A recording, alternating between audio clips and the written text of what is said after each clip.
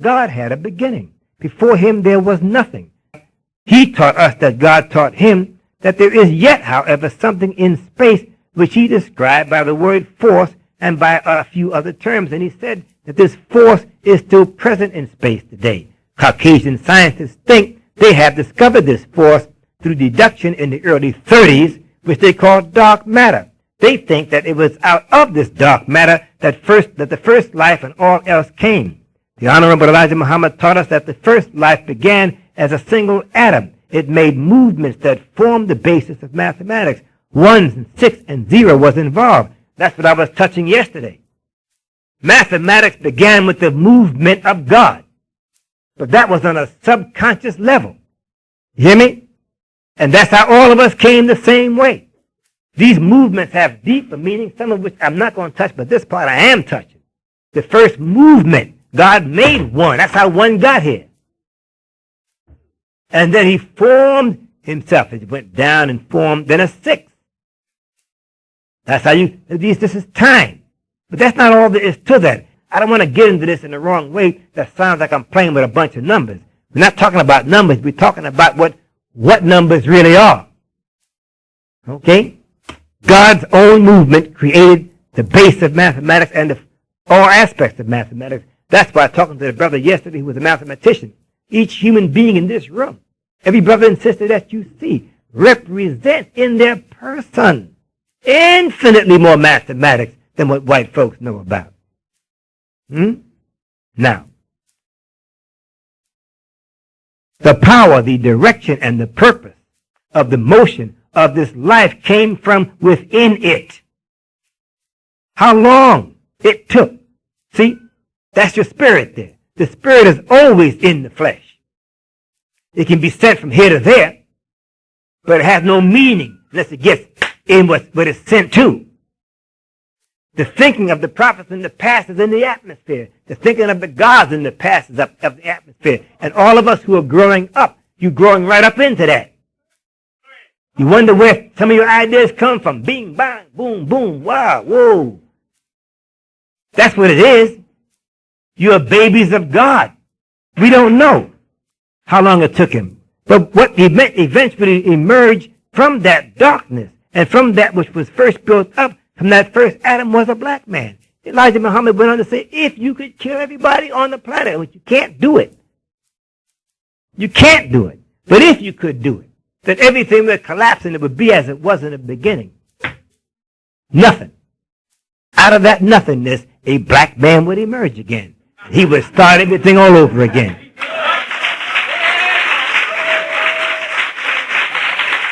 Praise be to Allah.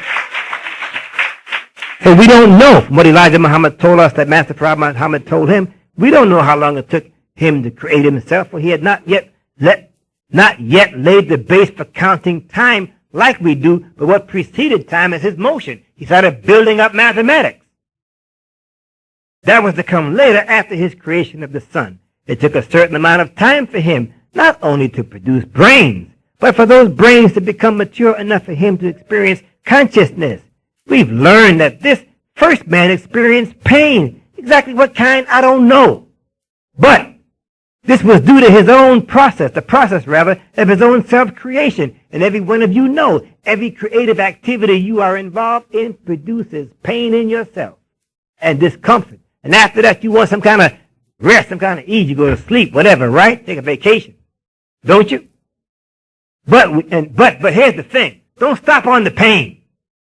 There's a book you should consider called Pain. The gift nobody wants. But it's a gift. If you could not experience pain, you'd be on your way to death. Now, the meaning of self is huge. Note that all creativity involves pain or at least great discomfort. And the higher the wisdom and the more valuable the goal we seek, the greater, as the minister says, is the difficulty factor or the suffering that is involved. God's self-creation is the root of this statement by the Honorable Elijah Muhammad. Everything of good has trouble in its infancy. That's the way it was from the giddy up. He created himself with needs. I must say that again. God created himself with what? Yes, he did. That's where your needs come from. Mine too. But he also created himself with the infinite capacity to satisfy his own needs. But with us, he produced us interdependent. And that's why your talents are several and many and not exactly the same. Because in each of you is the answer to what the other one needs. Allah fixed it up just right. That's why to love one another is natural. Not to love one another is unnatural. You can't get nothing done. He desired two things, comfort and company, by himself. It's rough creating yourself. He desired change from pain to ease, from discomfort to comfort, and change within himself. He also desired to see another being like himself. He was confronted with a set of problems, the first of which originated within himself. The other set of problems were external to himself, for beyond himself was pitch blackness, total darkness, and nothing. It was also cold. So he went to war and worked to change things, both within and outside of himself. Okay, now, the first one certainly changed the problems of his first condition. He did it through the power of his mind. Stop worrying. Worrying is destructive thinking. As I said yesterday, you know what worry is, in essence? You imagine the worst possible thing that can happen with the power of your mind. You use the power negatively to conjure up the worst possible thing, and then you react to it like it's real. That's worry. Why not use that same energy to go the other way? Huh? And produce what you want. Now we're into the home stretch of this. The first God studied. What did he study? Himself. There was nothing else for him to study. What motivated his study? Desire. For what? Change for the better. The first study ever made was what? Theological. How could it be other than theological? Why? Because he was God. So God's study of God was, of course, theological and mathematical at that. This study was and is the source of all studies. He thoroughly studied himself in a supreme effort to satisfy his desires, which could only come through the changes which he himself determined. He came to see what was within himself which could resolve both set of internal problems just mentioned. Now, through this process of study, he generated the image of what? Woman. He didn't start worrying. He engaged in constructive thinking. And he formed woman, his second self, from himself in his imagination. He conceptualized, designed, and determined the structure and function of woman. Why? Because she is the resolution of the problem of his discomfort, and she was the means by which other beings could come into existence. This is the root of the pair principle mentioned throughout the Holy Quran. His study was motivated by the highest kind of self-love. She was in it. He loved himself. So he created her out of his love for himself, which was the love of her as she was an essential part of himself. She could not help but love him when she came forth, for it was from his love that he created her. The process and all the steps involved, or all the steps involved, by which he created her was characterized or permeated by this process which was generated by his love. Brothers, this is at the root of marriage. You know why marriage is called a mystery in the Bible? You ever thought about that? It's called a mystery, is it not? But the origin of it we were never told. How can a man reform the nation if he doesn't know women? A man doesn't know what a period is once a month. There's things about women that you can own. In fact, I'll put it like this. There are things about men that women cannot understand except through talk. There's things about women that men cannot understand except through talk. Meaning you must get into each other's spirit. You have to communicate, or you'll never understand the other. Because women are not men and men are not women. Right? Okay. This area over here is the same. I'm not a woman, but I imagine salmon tastes the same to you as to me. Right? Bean soup is bean soup.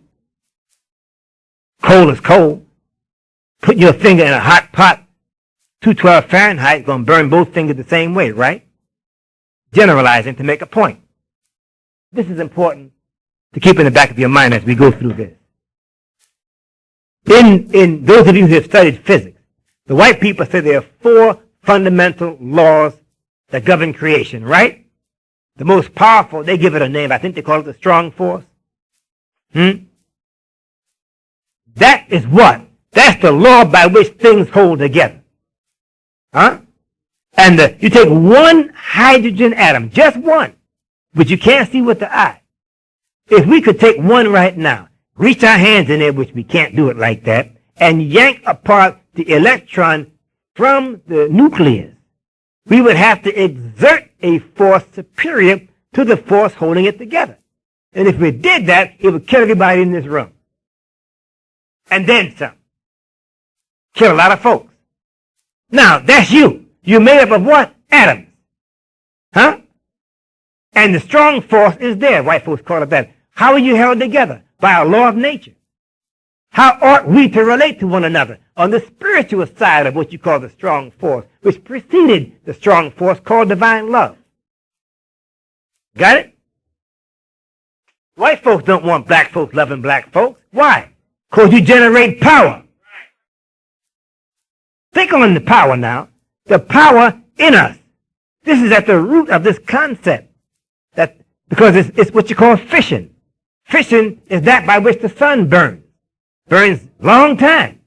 Been up there a long time burning. Fusion, pardon, not fission, fusion. Fission blows apart like the hand grenade. Fission blows apart much more powerful because it involved the separation of the atom. Getting my point? Oh boy, you get down to the nitty-gritty force that holds everything together. All the other laws they say are dependent on that. If the stuff don't hold together, you ain't got nothing. Who started that? The first God. Out of what? An atom.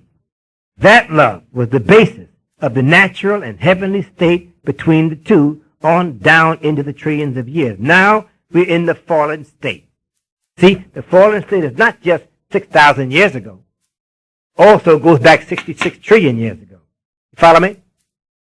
We have not way back before here. We were some heavy people. Women produced children that put stars in the sky by thinking it into being. That's how we got it up there. We just thought it.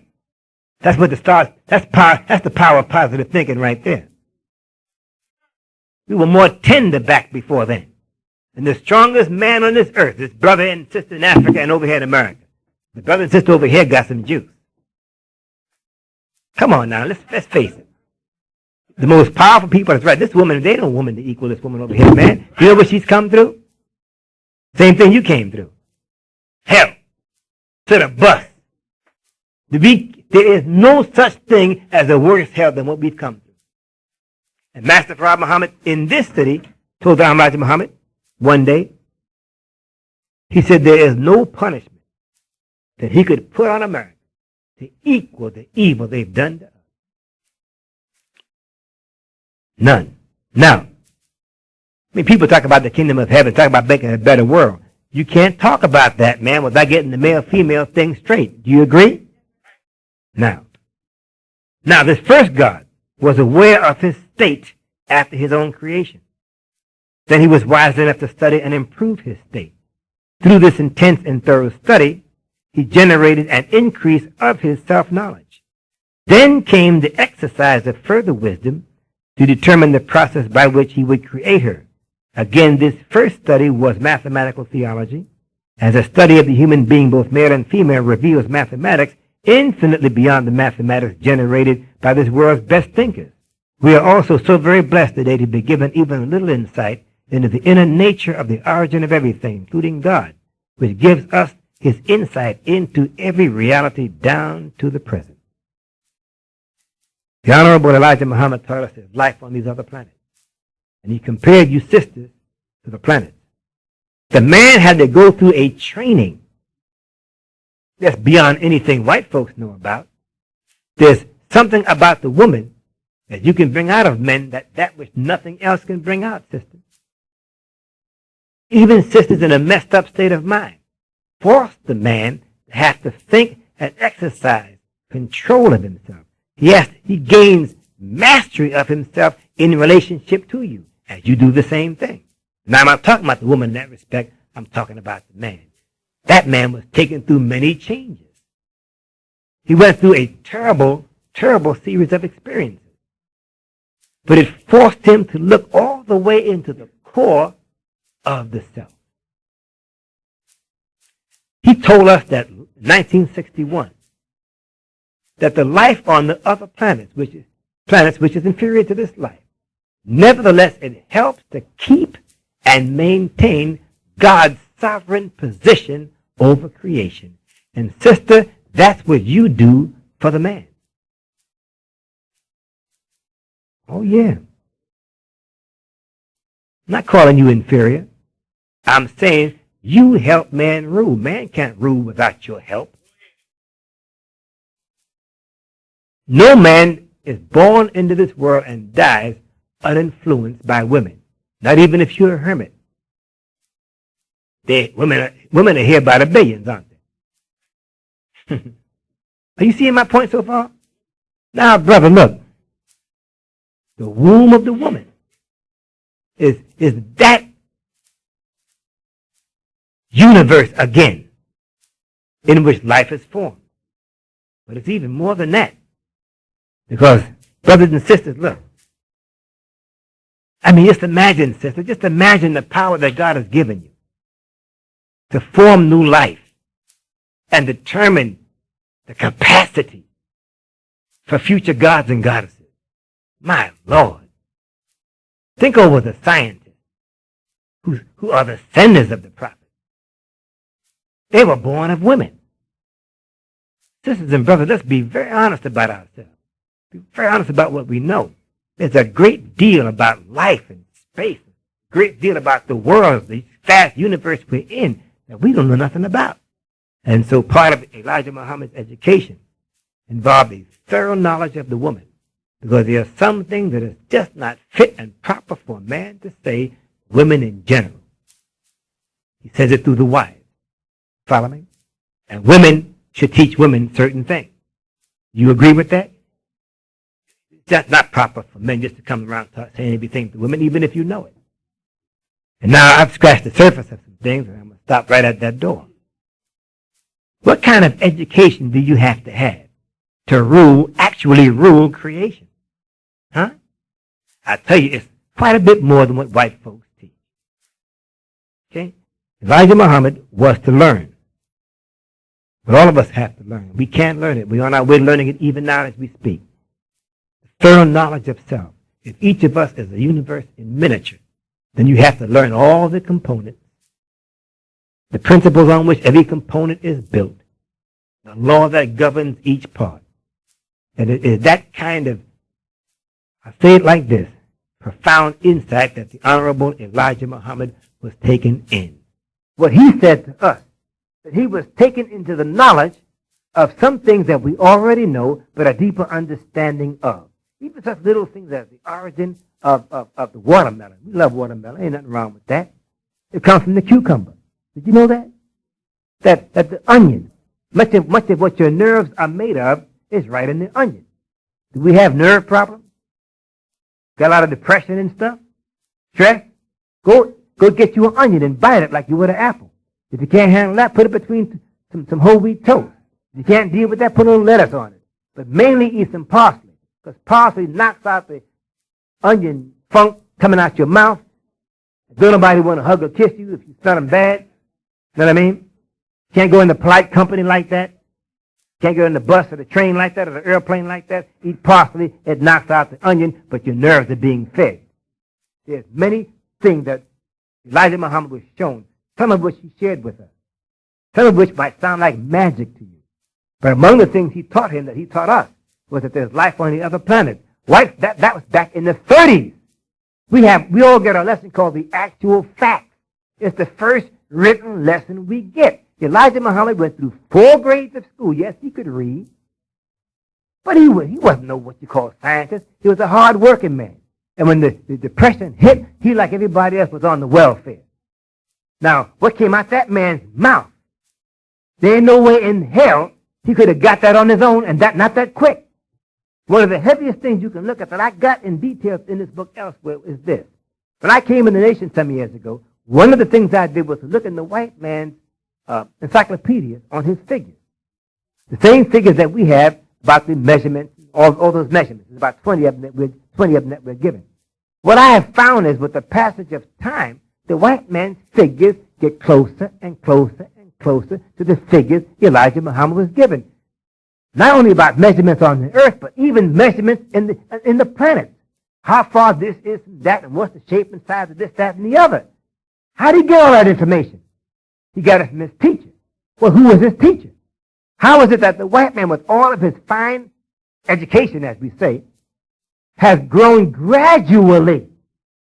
I mean, from the 30s to the 90s, where his figures are getting more and more like the figures of Elijah Muhammad. Why do I bring this up? Because it's one of the many, many innumerable pieces of evidence that should force you to think deeper. Something heavy is going down, man.